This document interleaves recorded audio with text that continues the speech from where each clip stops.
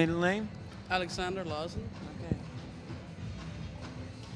So I'm sitting here with a very, very famous, I would say legendary person, David Alexander Larsen, and you're probably thinking, who the fuck was he? I didn't see him on MTV, I didn't see him, I don't know, on all the website. His name is ParadokS, and he is a QuakeWorld star, is that correct? Well, you could state that, yeah. I've been one of the more prominent players in QuakeWorld community for the last 10 years. So. But aren't you a little bit too young for QuakeWorld? I mean, you guys should probably be around 40 now, the QuakeWorld old school guys. Well, the real old school guys, they probably started when they were a little older too. So, no, I think I started when I was 15, and I think that's appropriate age for computer gaming. So, I think my age is correct. I'm 26 years old, by the way. So, you could. Saying I'm stuttering. Actually, I'm so nervous because I'm in the face of a legend. No. But how is it being a superstar in gaming? How was it back in the old school days? Well, QuakeWorld back then wasn't as big as the other eSport games today, so it was more kind of an underground game. When we had the big tournament games, we had like 300 to 500 spectators, and today it's in the thousands. So, but it did feel like you had some kind of cult status when you were playing the big finals, and everybody was watching and spamming, and so it was always a thrill to play the official games, and it still is. Did you have any, I don't know, groupies, fanboys? Did people ask you for autographs? Well, you always had followers, whether they be fans or haters, so there was always some kind of drama on the scenes. You had the followers of different clans, and they were always fighting each other too. So there was always some kind of drama, and yeah, it was fun. But you seem like a likable guy. Did you actually have any haters? Oh, I had lots of haters. Why? Well, when you start involving yourself in different tournaments and community aspects, and you start making decisions that can affect the whole community, there's always going to be somebody that's not going to agree with your decisions. So you probably got called a selfish asshole and, arrogant prick, yeah, and he thinks he's God. When you put yourself out there, then there's going to be people who are going to try and put you down, and that's always going to be like that. Right. Ever since QuakeWorld, eSports has gone forward, some people would say. Did you actually never have the urge to switch to maybe not Quake 2, but Quake 3, then Quake 4, maybe Painkiller? Well, Quake 3 actually came quite early in the QuakeWorld community. Quake 2, everybody kind of passed because it was not a viable game, viable alternative to QuakeWorld, gaming-wise. But then Quake 3 came, and everybody said, "Come on, let's go to Quake 3," and there's more eSport there. And but we were all into the game itself, and we thought that QuakeWorld was more hardcore. Plus, it was a community game. When you stay in the game for so long, it's not only the game itself, it's also the community. So a lot of people tried Quake 3 and came back because it was not as hardcore, yeah. QuakeWorld feels more pure. But does it, I mean, from a strictly monetary perspective, don't QuakeWorld Legends regret the fact that they didn't switch? Some of these guys in Quake 3 made really, really good careers with professional gaming.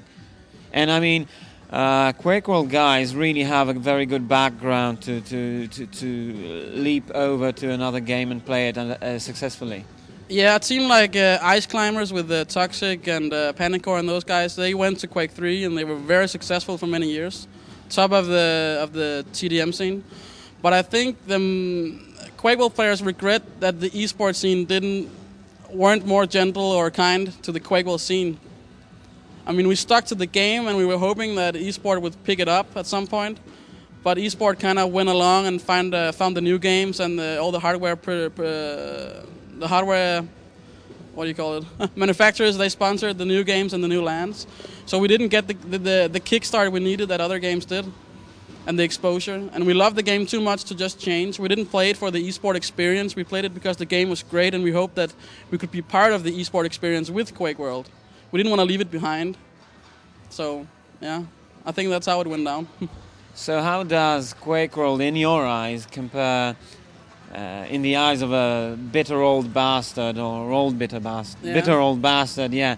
How in the eyes of a bitter old bastard who is in love with his game, how does QuakeWorld compare esports-wise to esports titles like, I don't know, Quake 4 or World of Warcraft?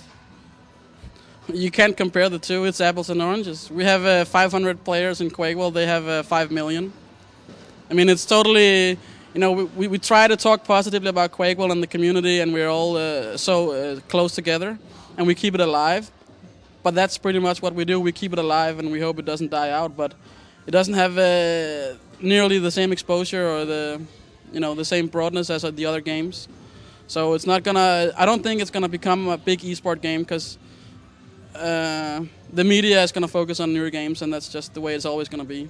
No, but I'm saying in a theoretical world, well, only where you judge gameplay and maybe the spectator friendliness. Yeah. How does QuakeWorld compare to the games that are actually played on a professional level today? When I talk to my friends that play World of Warcraft and Counter-Strike, they all say that they also lack spectator friendliness and flexibility.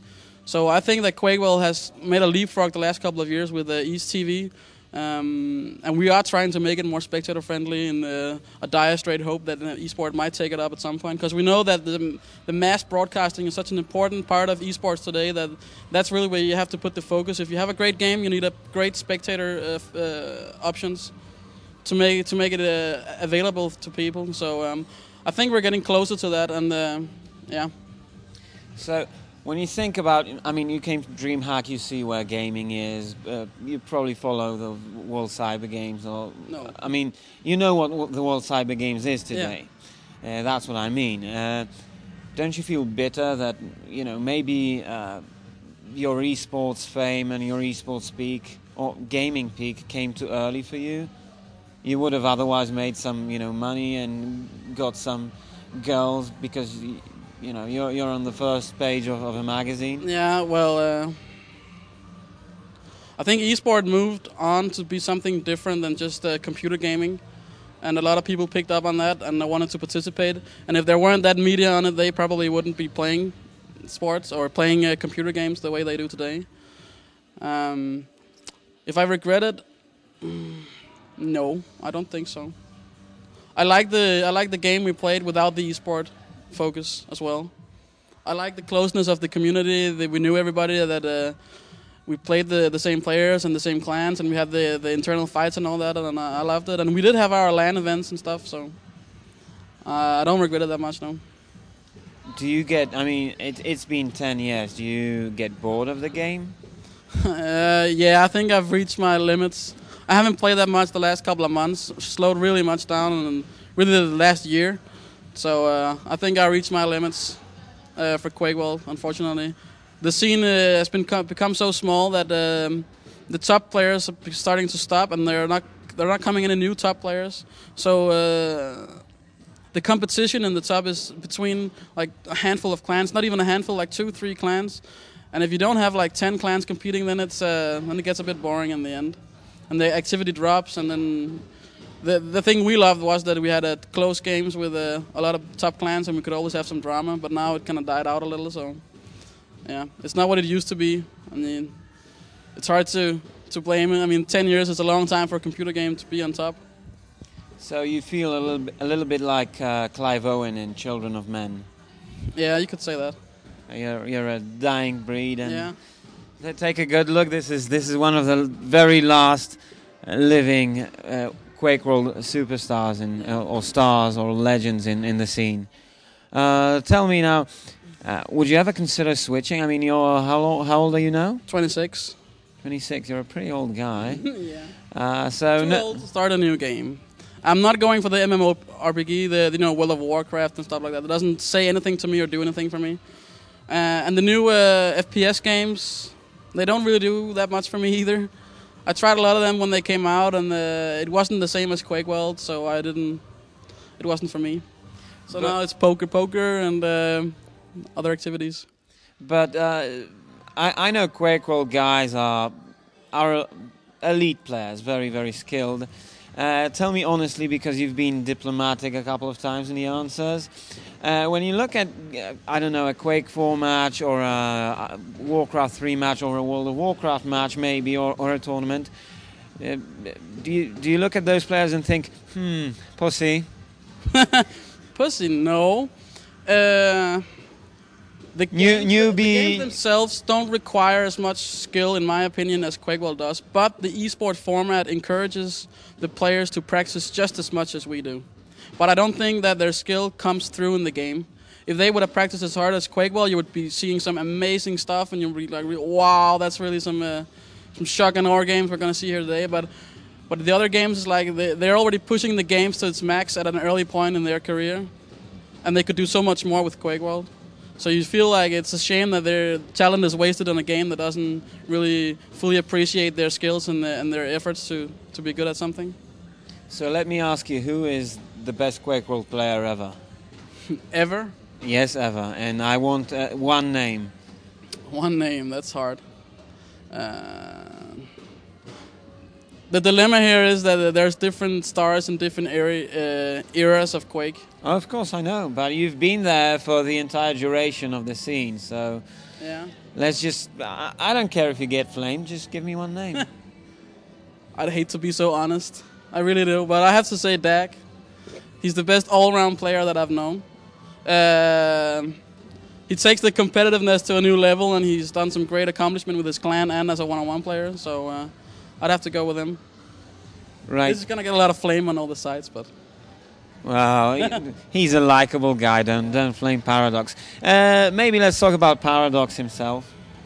ParadokS lives in Sweden. Yeah. ParadokS speaks ugly Swedish. Yeah. What else does ParadokS do if he doesn't play QuakeWorld? I play online poker and live poker, and that's where my focus is at the moment. Trying to be good at it, less I was in QuakeWorld. Are you better at poker than Lakerman?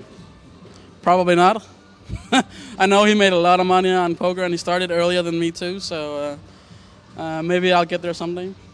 So you're a professional poker player? Yeah, I live on it at the moment, and I earn pretty good money, so you could say that. Right. Is there anything you want to say to the community, to the fans? Because this interview is coming to an end. A sad end. Well, if you love the game and you love the community, you shouldn't just switch because everybody else tells you that the esport is coming. I mean, if you love something, keep doing it and do what makes you happy.